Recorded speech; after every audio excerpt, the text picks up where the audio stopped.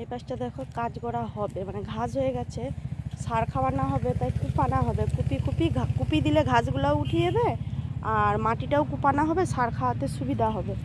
তাই এই পাশটা দেখো কুপাতে হবে।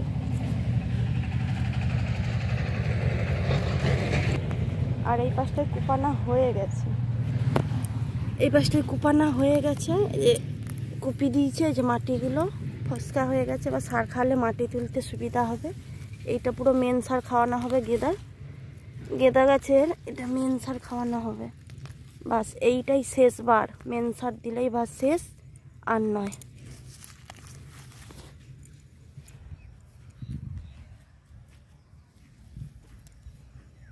এই পাশটা পুরাটা কুপানো হয়ে গেছে, এই পাশটা বাকি আছে এখন।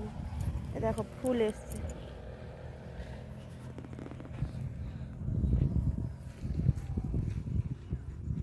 হাই হাই চালা, ফুলে পোকা লেগে গেছে প্রচুর। হ্যাঁ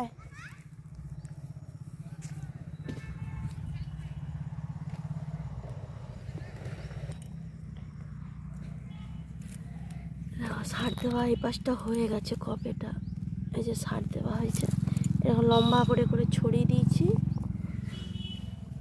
এবার পেটা ধরা হবে, লালাটা ধরা হয়েছে, আমরা পেটা ধরা হয়নি, ধরা হবে।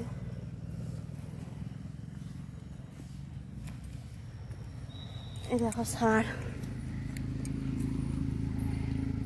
সারগুলো দেওয়া হবে, দেখো সার কিরকম দেওয়া হয়, এরকম লম্বা করে ছড়িয়ে দেওয়া হবে। গাছের গোড়া, এইখানে গাছের গোড়া, আর এইখানে সারটা দেওয়া হয়েছে।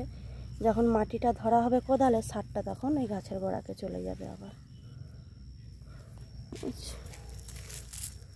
এরকম করে দেওয়া হবে।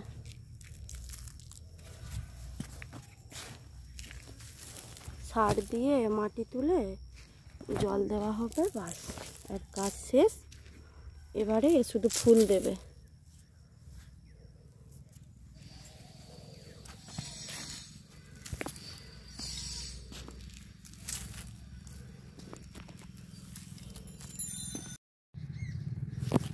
দেখো মাটি তোলা হয়ে গেছে সার দিয়ে। এই মাটি তোলাটা একটু কষ্টর কাজ, কেননা অনেকটা ডিপ করে গাছের গোড়ায় মাটি তুলতে হয়, অনেকটা ডিপ, গাছের গোড়া যেন ভর্তি হয়ে থাকে মাটি পুরো। এইটাই লাস্ট মাটি তোলা, তো আর তো হবে না, তাই একটু ভালো করে করে মাটি তোলা হচ্ছে। বিশাল কষ্ট এই মাটি তোলাটা, অনেকটা সময়ও লাগে। ওইখান অবধি, ওই যতটা তুলতেছে অতটা অবধি হয়ে গেছে এই পাশটা, এখনো সে পাশটা পুরোটা পড়ে আছে।